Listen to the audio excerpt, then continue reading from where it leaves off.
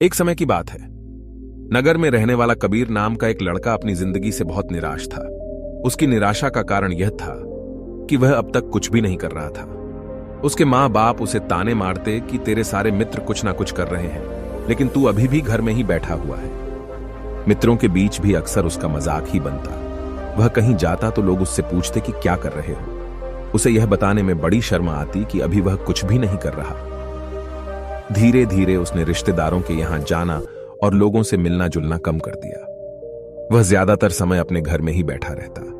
वो अकेले में रोता, भगवान को कोसता और अपनी किस्मत को दोष देता।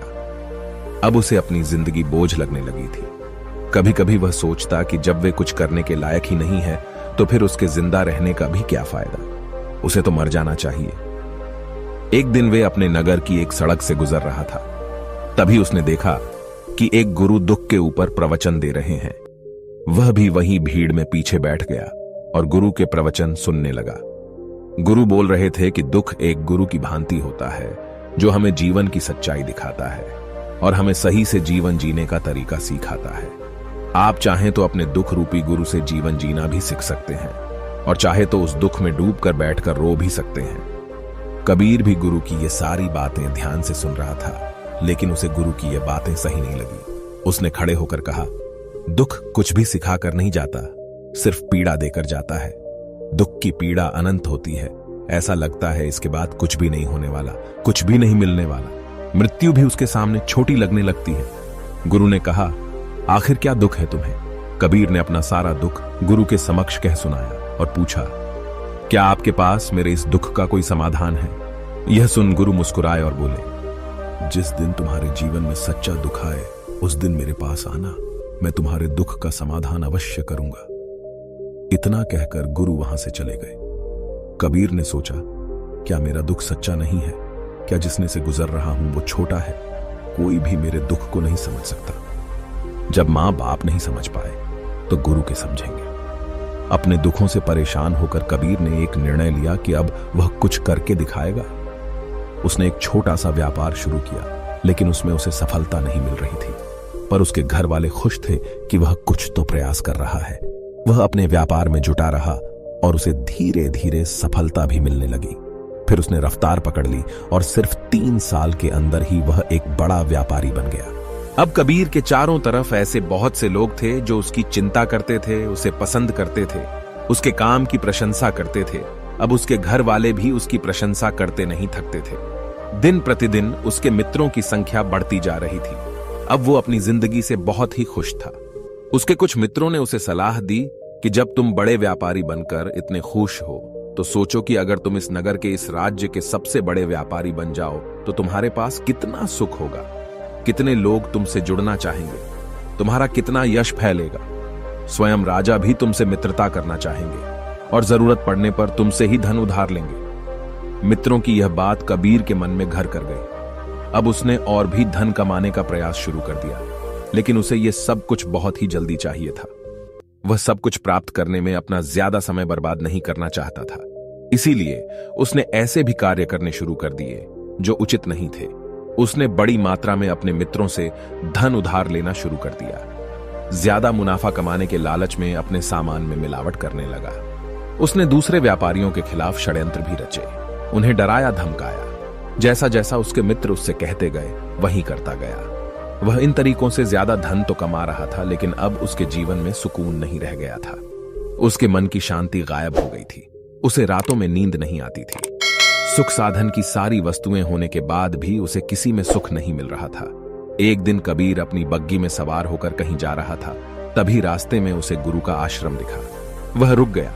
वह गुरु के पास जाकर बोला, गुरुदेव, आपने कहा था कि जब तुम्हारे जीवन में सच्चा दुख आए तब मेरे पास आना। अब मैं बहुत दुखी हूं। मेरे रातों की नींद गायब हो गई है। मुझे कहीं सुकून नहीं मिल रहा। इस तरीके से कबीर ने अपनी सारी समस्या गुरु के सामने कह सुनाई। गुरु ने कहा, जब तुम मुझसे पहली बार मिले थे तब भी तुम किसी दुख में थे। तुमने उस दुख से क्या सीखा? कबीर नहीं कहा, मैंने सीखा कि सिर्फ सोचने और चिंता करने से कुछ नहीं होता। अपनी सोच को सच करने के लिए कर्म करना पड़ता है और सिर्फ कर्म करने से भी कुछ नहीं होता। अपने कर्म को अंतिम पड़ाव तक ले जाना भी आवश्यक होता है। चाहे रास्ते में कितनी मुश्किलें आईं, मन कितना ही निराश हो, कितना ही लगे कि अब आगे कुछ भी नहीं होने वाला, तब भी यह मानकर चलो कि मैं जो भी कर रहा हूं उसमें सफल अवश्य होगा। लोग सिर्फ सफल व्यक्ति को ही सम्मान देते हैं, फिर चाहे कोई कितना ही अच्छा क्यों ना हो, वह लोगों की नजरों में होता है। यह सब सुन गुरु मुस्कुराए और बोले, यह असली दुख नहीं है। जब तुम्हारे जीवन में असली दुख आए तब मेरे पास आना, मैं उसका समाधान अवश्य करूंगा। कबीर नहीं जाते समय गुरु को सोने के सिक्कों से भरा घड़ा भेंट किया। खड़ा देखकर गुरु ने कहा, यह मेरे किसी काम का नहीं, इसे उस पेड़ के नीचे गड्ढा खोदकर दफना दो। कबीर ने गुरु के कहे अनुसार घड़े को पेड़ के नीचे दफना दिया और वहां से चला गया। कुछ दिनों तक तो व्यापार अच्छी तरक्की कर रहा था, लेकिन गलत व्यापार की वजह से ही धीरे धीरे उसे व्यापार में घाटा होने लगा। उसकी सारी धन संपदा धीरे धीरे खत्म होने लगी और एक दिन ऐसा आया जब उसके पास कुछ भी नहीं बचा और वह कर्जे से लग चुका था। लेकिन वह निश्चित था, क्योंकि उसने सारा कर्ज अपने मित्रों से ही लिया था। मैं सोचता था कि उसके मित्र बुरे समय में उसका साथ देंगे, लेकिन ऐसा कुछ भी नहीं हुआ। बुरा समय आते ही मित्रों ने ही सबसे पहले अपना उधार मांगना शुरू किया और उधार वापस न करने पर जान से मारने की धमकी भी दी। उसके शुभ चिंतक, उसे चाहने वाले सब उससे दूर हो गए। उसके वो मित्र जो उसके साथ मौज मस्ती किया करते थे, अब उससे दूर भागने लगे। उसके परिवार वाले उसे उसकी गलतियां और कमियां गिनाने लगी। उसकी सारी संपत्ति नीलाम हो गई और उसके पास कुछ भी नहीं बचा। उसने अपने पिता से सहायता मांगी तो पिता ने कहा, मेरे पास ये थोड़ी सी ही संपत्ति है, अगर मैं यह भी तुम्हें दे दूंगा तो तुम्हारी मां को कहां रखूं? इस संपत्ति हमारा आखिरी सहारा है। कबीर के भीतर बहुत गहरा दुख। उसके आसपास ऐसा कोई भी नहीं था जो उसके दुख को समझ सके, उसे संभाल सके। लोगों से मिले इस धोखे और विश्वासघात की वजह से वह अंदर तक टूट गया। उसे लगने लगा, अब जीने का क्या मतलब? अब तो मृत्यु हुई एकमात्र सहारा है, वो है आत्महत्या करने। एक भारी की तरफ जा रहा था कि तभी उसे याद आया, गुरु ने कहा था, जब तुम्हारे जीवन में असली दुख आए तब मेरे पास आना। कबीर गुरु के पास गया और अपना सारा दुख के सुनाया। वहीं आंखों में आंसू भरकर बोला, मेरे इस दुख का समाधान कीजिए।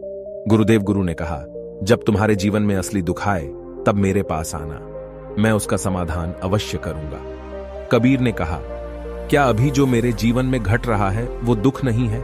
आखिर असली दुख होता क्या है? गुरुदेव गुरु ने कहा, सबसे पहले तुम ये बताओ कि तुमने अपने इस दुख से क्या सीखा? कबीर नहीं कहा, मैंने सीखा कि जो लोग हमारी सफलता, हमारी तरक्की की वजह से हमारे जीवन में आए हैं, वो हमें धोखा अवश्य देंगे, क्योंकि वह बुरे समय में हमारे साथ खड़े नहीं होंगे। वह केवल अच्छे समय में हमारा फायदा उठाएंगे और बुरे समय में छोड़कर चले जाएंगे। भरोसा केवल उन्हीं लोगों पर करना चाहिए जो हमारे बुरे समय में, असफलता के समय में हमारे साथ खड़े रहते हैं। लेकिन ऐसे लोग बहुत ही कम होते हैं, पर जिसके पास होते हैं उन्हें उनकी कद्र करनी चाहिए, उनका अपमान नहीं करना चाहिए। मैंने यह भी सीखा कि कभी किसी के खिलाफ षड्यंत्र नहीं रखना चाहिए। ईमानदारी और धैर्य के साथ अपना काम करना चाहिए और कभी लालच नहीं करनी चाहिए। अपना सारा दुख और अनुभव बताने के बाद कबीर आंखों में आंसू भरकर गुरु के सामने बैठा रहा। थोड़ी देर बाद गुरु उठे और उस पेड़ के नीचे गड्ढा खोदकर वह घड़ा बाहर निकाला जो सोने के सिक्कों से भरा हुआ था और उसे कबीर को दे दिया और कहा, जब तुम्हारे जीवन में असली दुख आए तब मेरे पास आना। कबीर ने गुरु को धन्यवाद दिया और उन्हें प्रणाम कर वहां से चला गया। उसने उस ढंग से एक छोटा व्यापार शुरू किया। अब वह एक छोटा व्यापारी बनकर भी खुश था। उसने पूरी लगन और ईमानदारी से व्यापार किया। देखते ही देखते वह अपने नगर का फिर एक बड़ा व्यापारी बन गया। उसका जीवन खुशियों और सुविधाओं से भर गया। लेकिन कोई कितना भी अच्छा हो, कितना भी अच्छा काम करें, दान करें, पुण्य करें, लोगों की मदद करें, लेकिन जीवन में दुख तो आता ही है। तो कबीर के जीवन में भी दुख आया। उसके माता पिता की मृत्यु के रूप में वो दोनों एक ही दिन मृत्यु को प्राप्त हो गए। कबीर अपने माता पिता से बहुत प्रेम करता था, इसलिए उसे उनकी मृत्यु से बहुत गहरा आघात पहुंचा। वह उन दोनों के पार्थिव शरीर को शमशान घाट ले गया, जहां उनकी अंतिम क्रिया की गई। वहां उसने अपने माता पिता के शरीर को जलते हुए देखा तो उसका मन बेचैन हो गया। उसके अंदर बहुत से प्रश्न उठने लगे हैं। घर वापस आया तो उसने अपने माता पिता के घर और संपत्ति को देखा, जिसके लिए उसके पिता हमेशा लड़ते रहते थे। आज वह लावारिस पड़ी है। आज उसकी देखरेख करने वाले, उसके लिए लड़ने वाले इस दुनिया से चले गए। उसके पिता ने जो भी कमाया था, जो भी बनाया था, वो सब यहीं रह गया था। 1 दिन पहले तक किसी से भी अपनी संपत्ति के लिए लड़ जाने वाले उसके पिता आज खुद इस दुनिया से अलविदा हो गए थे। उसका मन इसी तरह के अनेक विचारों के भंवर में फंसा हुआ था। उसे अंदर से अकेलापन और डर महसूस हो रहा था। उसे कुछ खालीपन सा महसूस हो रहा था। उसे लग रहा था कुछ तो है जिससे वो समझ नहीं पा रहा। इसीलिए वो गुरु के पास गया। उसे देखते हुए गुरु ने कहा, क्या जीवन में कोई दुख है? कबीर नहीं कहा, वैसे तो जीवन में कोई दुख नहीं है गुरुदेव, सब सुख है, सब अच्छा चल रहा है, लेकिन आज मेरे माता पिता की मृत्यु हो गई। इस घटना से मेरा मन बहुत दुखी और बेचैन है। गुरु ने कहा, इसमें दुखी होने वाली कौन सी बात है? 1 दिन तो सभी के प्रियजनों को मरना ही है। हमेशा जीवित ना तो कोई रहा है और ना ही कोई रहेगा। एक दिन तो तुम्हें भी मरना ही है। हो सकता है कल ही मर जाओ या आज भी मर सकते हो। कबीर ने कहा, ये आप क्या कह रहे हैं? गुरुदेव कि मैं भी मर जाऊंगा, पर मैं तो अभी जवान हूं। गुरु ने कहा, इस भ्रम में तो सभी जी रहे हैं कि मृत्यु दूसरों को आती है, बूढ़ों को आती है, लेकिन बूढ़ों के सामने ही जवान मर जाते हैं, बच्चे मर जाते हैं। मृत्यु का किसी की उम्र से कोई संबंध नहीं है, तो सबको अपना बना लेती है। गुरु की यह बातें कबीर के मन में घर कर गई और वह चुपचाप वहां से चला गया। लेकिन उसका मन अभी बेचैन था, अब भी था। वह कुछ खालीपन सा महसूस कर रहा था। वह पूरे दिन अपने बारे में सोचता रहता कि वह कौन है, इस दुनिया में क्यों आया है, क्या सिर्फ चीजों का उपयोग करना और मरना ही जीवन का लक्ष्य है? ऐसे ही बहुत से प्रश्न उसके मन में लगातार उठ रहे थे, लेकिन उसे अपने किसी भी प्रश्न का उत्तर नहीं मिल पा रहा था और उसका दुख दिन प्रतिदिन बढ़ता जा रहा था। इसीलिए कुछ दिनों बाद वह फिर गुरु के पास पहुंचा और बोला, गुरुदेव, मैं बहुत दुखी हूं क्योंकि मैं यह नहीं जान पा रहा हूं कि मैं कौन हूं और इस दुनिया में क्यों आया हूं। यह सुन गुरु मुस्कुराए और बोले, आज पहली बार तुम्हारे जीवन में सच्चा दुख पैदा हुआ है। वास्तव में यही है जो दुख कहलाने के लायक है कि हमें पता नहीं कि हम कौन हैं, क्यों आए हैं, क्या करना है, कैसे करना है। कबीर नहीं कहा, गुरुदेव मेरे इस दुख का समाधान कीजिए। गुरु ने कहा, हम सभी इंसान जीवन भर का इकट्ठा करते रहते हैं। कबीर नहीं कहा, हम सभी इंसान जीवन भर धन, संपत्ति, मान, सम्मान, परिवार, मित्र, शत्रु, पद, प्रतिष्ठा इत्यादि इकट्ठा करते रहते हैं। गुरु ने कहा, क्या इन इकट्ठा की हुई सभी चीजों में से एक भी चीज को अपने साथ ले जा सकते हैं? कबीर ने कहा, नहीं गुरुदेव, इनमें से कुछ भी साथ नहीं जाता। मेरे माता पिता के साथ भी कुछ नहीं गया, सब तो यहीं छूट गया, हर परिवार, संपत्ति, सब कुछ। गुरु ने कहा, अब मेरी बातों को ध्यान से सुनना। इस दुनिया में हमें जो इकट्ठा करना चाहिए वो तो हम कभी इकट्ठा करते ही नहीं। चीजें हमारे सामने ही होती हैं, लेकिन हम उन्हें देखने का प्रयास ही नहीं करते। इस दुनिया में हमें जिस चीज को इकट्ठा करना है वो हम खुद हैं। हमें खुद को इकट्ठा करना है ताकि जब मृत्यु हो तो हम एक हो सके और स्वयं को पहचान सके। हम भीतर से बंटे हुए हैं। हम बंटे हुए हैं प्रेम में, नफरत में, क्रोध में, जलन में, क्रूरता में, धन में, संपत्ति में, पद में, प्रतिष्ठा में, मान में, पहचान में, धर्म में, जाति में, ऐसे ही सैकड़ों हजारों चीजों, और वास्तव में हम बंटे हुए हैं। हम टुकड़ों में जीवन जी रहे हैं। इस बंटवारे की वजह से हमारी चेतना कभी एक नहीं हो पाती। हमारी चेतना शक्ति बिखर गई है। इसीलिए हमारे पास इतना भी समय नहीं है, इतनी भी ऊर्जा नहीं है कि हम मुड़कर एक बार अपने भीतर देख सकें।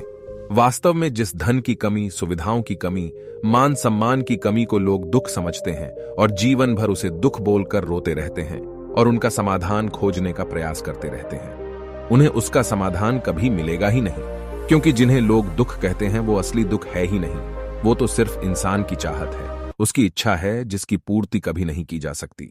इसीलिए यहां व्यक्ति को ऐसे दुखों का कभी समाधान मिला ही नहीं। इसीलिए इन सब के ऊपर अगर अपने दुखों का परम समाधान चाहिए तो सबसे पहले अपने आप को इकट्ठा करो। अपनी ऊर्जा को इस संसार से वापस खींचो और एकत्रित करो। अपने ऊपर ध्यान दो, खुद पर ध्यान लगाओ। मृत्यु से पहले अपने आप को पहचान लो। ऐसे ही बिखरे हुए मत चलो। कबीर नहीं कहा तो क्या गुरुदेव हमें यह संसार छोड़ देना चाहिए? अपनी सभी इच्छाओं को मार देना चाहिए। किसी से प्रेम नहीं करना चाहिए। धन संपत्ति नहीं इकट्ठा करनी चाहिए। मान सम्मान की आशा छोड़ देनी चाहिए। गुरु ने कहा, एक बिखरे हुए मनुष्य के अंदर से कामनाएं, इच्छाएं और वासनाएं ऐसे ही निकलती हैं जैसे पहाड़ से कोई पत्थर गिर रहा हो जिस पर पहाड़ का कोई नियंत्रण नहीं है। सिवाय देखने, परेशान होने और कुछ खोने के। इसी प्रकार एक बिखरे हुए मनुष्य की इच्छाएं अनियंत्रित और दुखदायी होती हैं। उसका अनियंत्रित मन कुछ भी इच्छाएं और कल्पनाएं करता रहता है और दुखी होता रहता है। लेकिन जब व्यक्ति एकत्रित हो जाता है तो वह जो भी करता है सब उसके नियंत्रण में रहता है। तभी इच्छाएं भी उसकी इच्छा से निकलती हैं। कबीर ने कहा, गुरुदेव, आपने मेरे सच्चे दुख का समाधान कर दिया। आपका बहुत बहुत धन्यवाद। आपसे मैं खुद को एकत्रित करने का प्रयास करूंगा। गुरु ने कहा, मानव शरीर में बहुत ऊर्जा है, बहुत शक्ति है, पर यह बेकार के कामों में बाज कर रह गई है, चीजों में लगी रहती है। यह ऐसा ही है जैसे कि एक अत्यंत शक्तिशाली मशीन किसी बच्चे के हाथों में दे दी गई हो और वह बिना सोचे समझे, बिना किसी नियंत्रण और जानकारी के बस इसकी शक्ति को कहीं भी बर्बाद कर रहा हो। इसीलिए अपनी चेतना की शक्ति पर ध्यान दो और इसे एकत्रित करो। कबीर को अपने प्रश्नों का उत्तर मिल चुका था। उसने गुरु को धन्यवाद किया और चुपचाप वहां से चला गया। दोस्तों, उम्मीद है कि आपको यह कहानी पसंद आई होगी। यदि आप ऐसी और मजेदार कहानियों और संदेशों को और सुनना चाहते हैं तो हमें सब्सक्राइब करें। नमो बुद्धाय।